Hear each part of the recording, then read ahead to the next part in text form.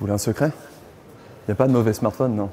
Il n'y a que des mauvais tarifs. Salut à tous, c'est Maxime de Frandroid et aujourd'hui on va profiter des tests des Galaxy A6 et A6 Plus pour vous parler un tout petit peu des tarifs et surtout de pourquoi Samsung est constamment comparé à Apple.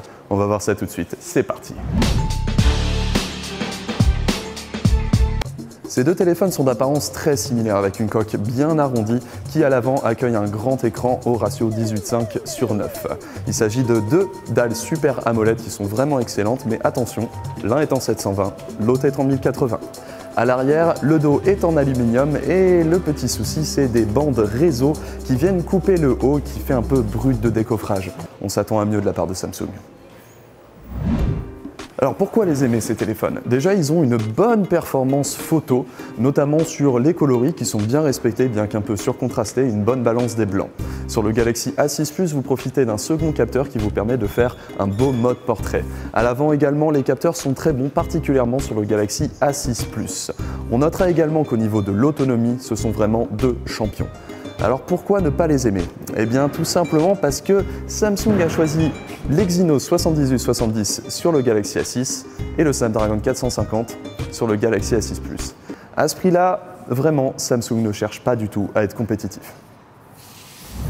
Vendus au prix conseillé de 309 et 369 €, les Galaxy A6 sont tout simplement bien trop chers pour leur configuration.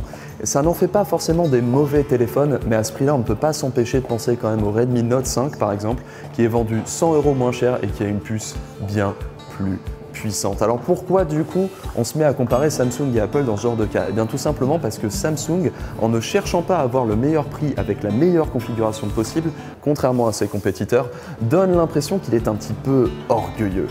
Il se repose sur ses lauriers et profite de son image de marque pour vendre toujours plus de téléphones.